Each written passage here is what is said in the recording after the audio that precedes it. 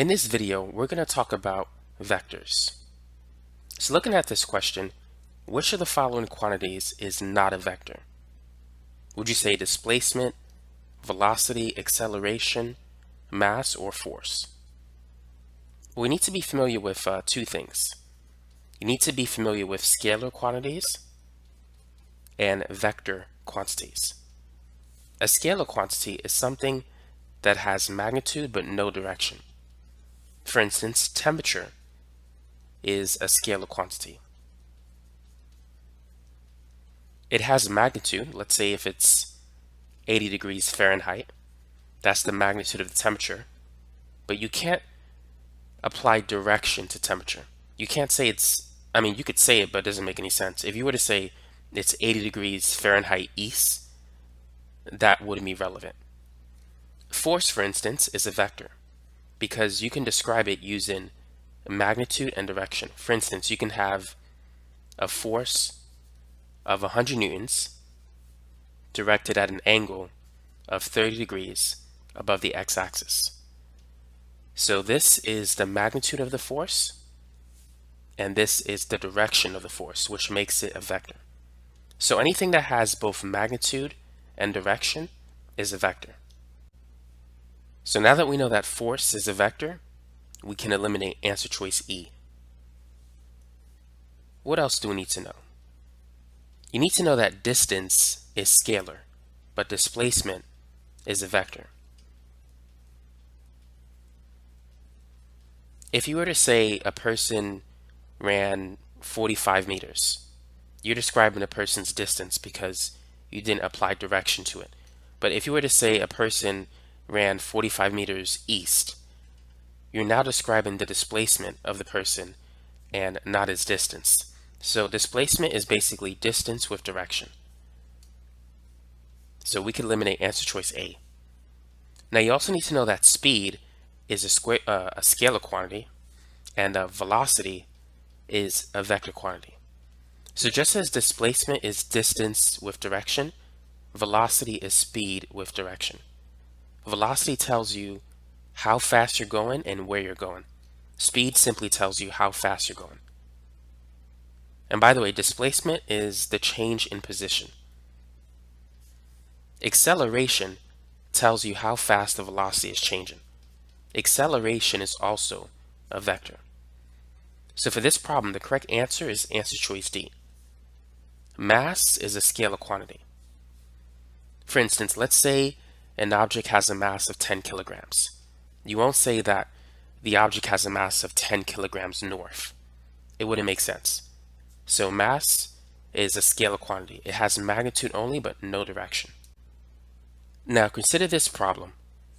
A force vector has a magnitude of 100 newtons directed at an angle of 30 degrees above the x-axis.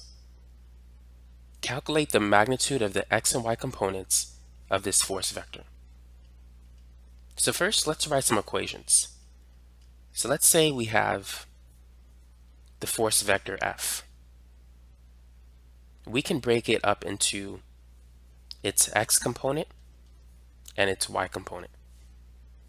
Let's call this angle theta. Now let's review some things that you might have learned in trigonometry if you've taken that class. There's something called SOHCAHTOA.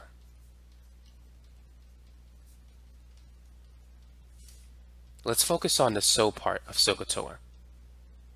The S stands for sine. Sine of the angle is equal to, the O represents the opposite side, H is the hypotenuse. So opposite to the angle theta is Fy. So let's write opposite. Adjacent to the angle theta is Fx. And then across the 90-degree angle, that is the hypotenuse, which is F in this case. So using the formula, sine theta is opposite over hypotenuse.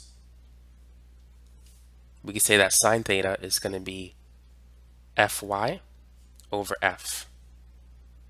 Now, if you were to rearrange this equation, if you were to multiply both sides by F, you'll get that the y component of the force vector is the magnitude of f times sine of the angle theta with respect to the x-axis. So that's the first equation that you need to be aware of.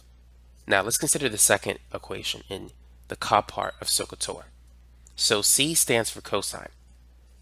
Cosine of the angle is going to equal the adjacent side, which is fx, over the hypotenuse, which we know it to be f. Now, if we were to do the same thing, if we were to multiply both sides by f, we'll get that the x component of the force vector is the magnitude of f times cosine of the angle. Now for the last one, TOA, tangent theta is equal to O, or opposite, which is Fy, over the adjacent part, which is Fx. So I like to use this formula to calculate the angle, because in some problems you need to determine the magnitude and the angle. To determine the angle, you need to take the arctangent or the inverse tangent. If we were to take the arctan of both sides of the equation, the arctan and the tan will cancel on the left. So we'll get that the angle is equal to arctan Fy over Fx. So these are some things you want to write down because it's going to be very helpful, particularly when you're solving problems later in this video. Now let's go back to a right triangle. Let's say this is A, B, and C. According to the Pythagorean theorem, we know that C squared is equal to A squared plus B squared. Well, C is the hypotenuse, so we could replace C with F. A corresponds to f of x in this example, and B corresponds to f of y. So if we wish to calculate the magnitude of a vector, and we know the x and y components, it's simply going to be the square root of f sub x squared plus f sub y squared. So make sure you're familiar with these four formulas. Now let's go ahead and finish this problem.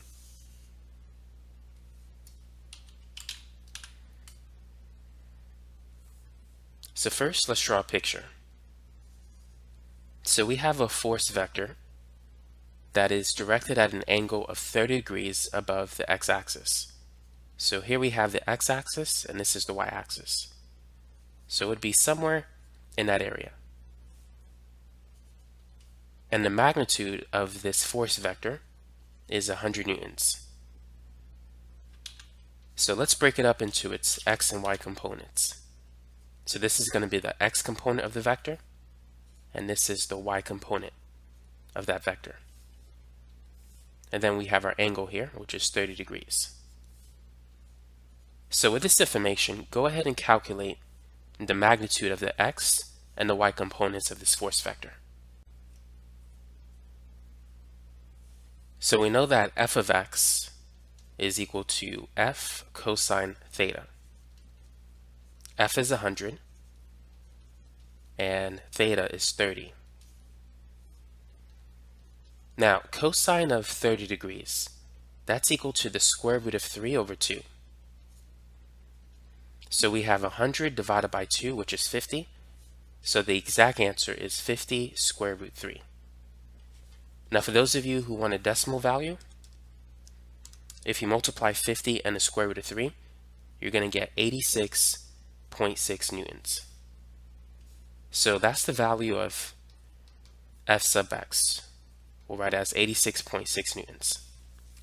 Now let's do the same for the y component. This is going to be f times sine theta. So f is 100 and then times sine of 30. Sine 30 is 1/2. So half of 100 is 50. So we could say that f sub y is equal to 50 degrees, not 50 degrees, but 50 newtons. That's the unit of force. Now we're told to express the answer using standard unit vectors. But you might be wondering, what is a unit vector? A unit vector is simply a vector with a length or magnitude of 1. Now we want to express it using the unit vectors I, j, and k. So let's draw a three-dimensional coordinate system where this is z, this is x, and this is y.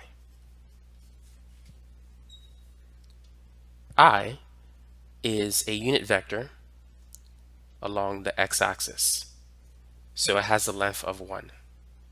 J is a unit vector along the y-axis, and k is a unit vector along the z-axis. So what we need to know is that the unit vector I is associated with the x component, the unit vector j is associated with the y component, and the unit vector k is associated with the z component.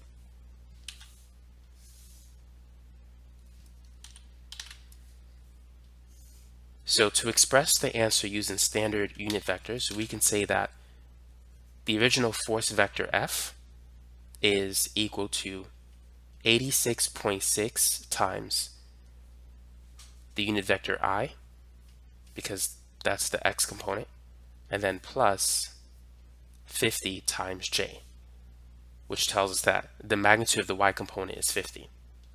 So this is one way in which we can express the force vector. So you can express a force vector or any vector using the magnitude and the angle, or you can express it in component form using the x and y components.